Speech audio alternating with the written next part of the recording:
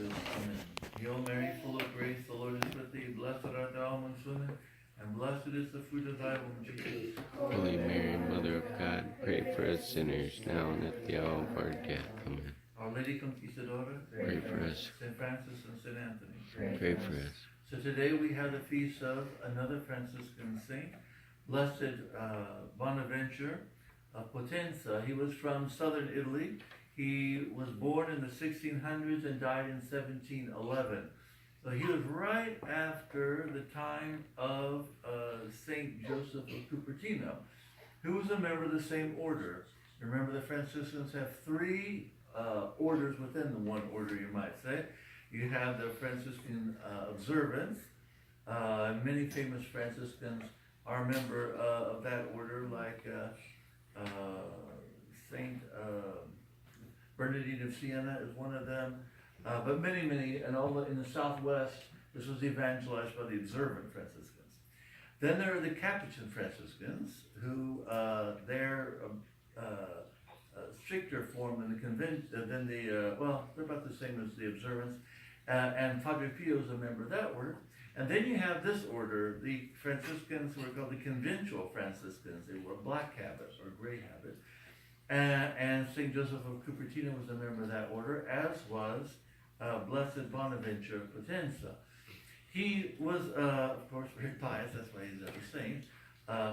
But he had a number of miracles that he performed during his years as a Franciscan, especially when a time of plague broke out in his, or not plague, but a kind of pestilence broke out in his town, where he was ministering. And he would go out and not afraid of whether he would die or not, because people were dying of this pestilence. He would go minister to them. But during this time of helping the people in the plague, some odd things happened. He cured a number of the people of the pestilence. He also, when he blessed, for example, food, it kept going. It didn't run out. So the store kept increasing, no matter if they were using it or not. And he also was able to predict things that were going to happen in the future.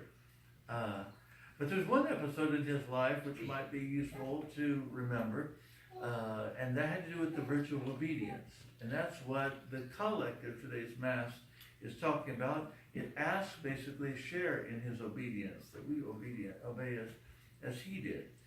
There's a story that when he was not yet a priest, he was, I guess, sacristan in the monastery, and he had lost, the keys were lost to the sacristy, so he couldn't get in.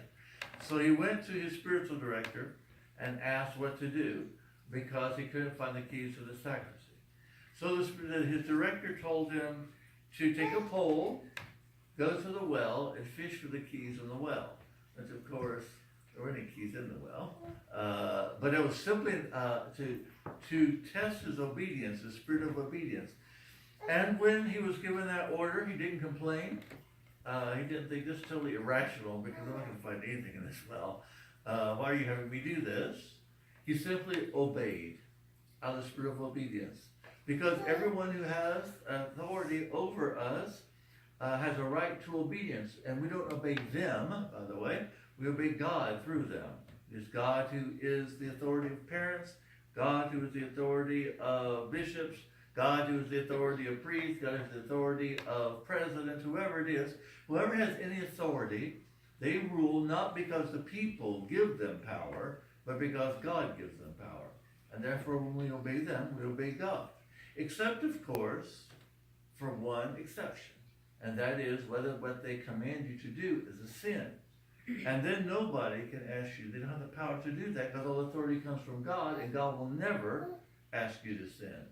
So, except for the question of sin, we are expected to obey those who have authority over us, even if it doesn't seem reasonable.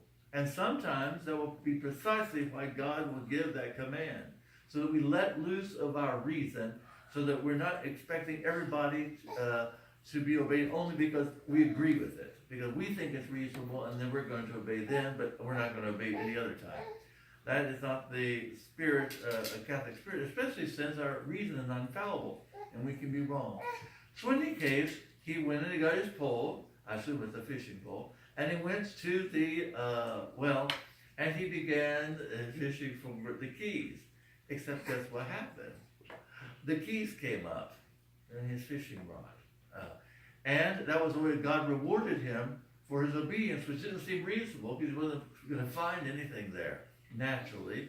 But God ensured that he would be rewarded for this leap of faith, if you will, just simply obeying the superior. And it wasn't a sin to do that. It may have seemed irrational, but it was not a sin.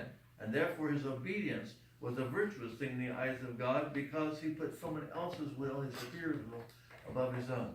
So let us ask for the grace of obedience to follow those who have authority over us, even if it may yet seem reasonable or rational, except for sin.